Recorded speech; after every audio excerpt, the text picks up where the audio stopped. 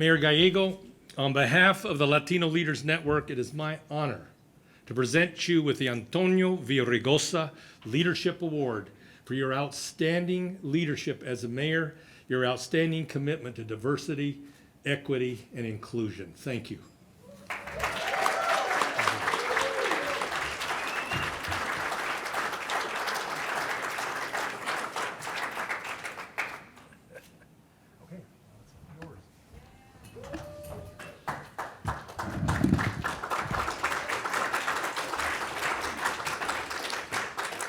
Thank you to Mickey, Ruben, and the Latino Leaders Network for this incredible honor. It is amazing to walk with the mayors who have done so much for this country.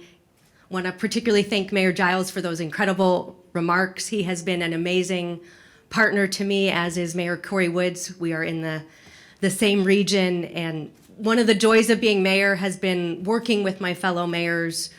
We come from very different backgrounds, but really share a common vision of improving the lives for our constituents. So thank you both. Mayor Giles, so many of the things that I have accomplished, I have done with him. He's an incredible advocate for our young people and for the Latino community. So many people are going to college in Mesa because of Mayor Giles, and he's been a national leader on immigration, including for the U.S. Conference of Mayors.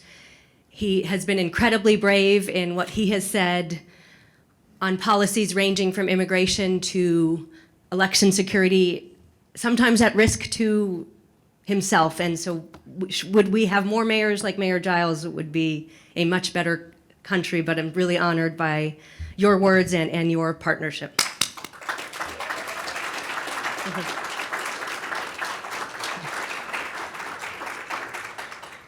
This award is particularly meaningful for me because of my son. For those of you who don't know my personal story, I had a rough 2017, and a few weeks before my son was born, I announced my divorce. I had a little bit of a rough delivery, and he was taken to the NICU, and while I was in my hospital bed, a public social worker came to my bed and said, when you did your intake at the hospital, we asked for all those demographic questions, and because of your answers, we're here to let you know you're eligible for additional services. Because your son is Latino and because of the zip code in which you reside, his life expectancy is likely to be 10 years less than other people in the community. So I'm a mom of a few hours, and I've already messed it up.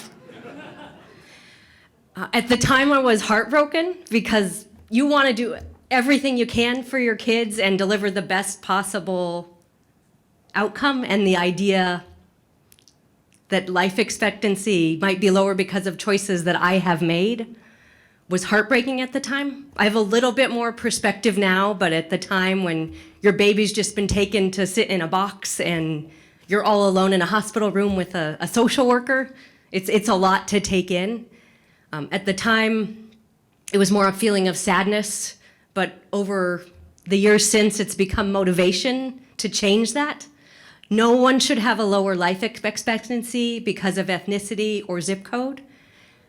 We're, as mayors, work so hard to change that, and it's an incredible room of people who are inspirations for me and who give me ideas about what we can do. It's an honor to win an award named for me, Mayor Villaraigosa. He has been a champion for education access, for investments in infrastructure. We first met around a shared interest in transit. I had a time in my life where I was dependent on public transportation system, and it really motivated me to try to change Phoenix. Parts of our city are incredible, but other parts were inaccessible, and I want everyone to have the opportunity to get a great job that comes with being able to have good transportation. As Mayor Giles mentioned, a lot of my early work as mayor was to bring public transit, and especially our light rail system, to more of our community, including South Phoenix, which is heavily Latino. Was motivated by my own experience, but also I met a young man who decided he was going to become a musician. He played the cello, and the best music school in Phoenix was in Central Phoenix. So he took 2 buses to get to school, often having to carry a cello with him. If you've not carried a cello, it's a lot heavier than pretty much many other instruments that you could have, and just that motivation. He said that having a great transit system where he could walk on grade and not have to be lifting and not have to change would make such a difference for him. He actually came and testified to our city council when there was some controversy over whether or not to make the investment.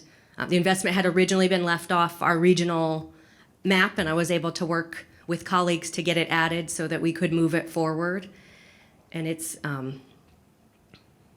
for young men like that student who will really have a chance at so many more opportunities, and to be able to pursue his dream, get the job he wants, and hopefully have a better life expectancy and a very fair wage that we do this work. Many of you also know about some of the work we're doing in Phoenix on advanced manufacturing. I want to share an exciting story about one of my constituents, Paul Zarzosa. He was the son of Mexican farm workers and actually grew up himself picking cantaloupe, onions, lettuce, whatever was in season. He saw how the managers of the farm work treated his parents, and he decided he wanted to become an entrepreneur. So he created a company called Verde Clean, the Verde being after his commitment to sustainability. And he really invested in his employees and got them highly trained, and then was able to successfully interview for a contract with TSMC, who are the folks doing that $40 billion investment in Phoenix to build semiconductors. He will hire about 125 people this year, and he thinks by the time that TSMC is fully built out, his company will be 800 employees.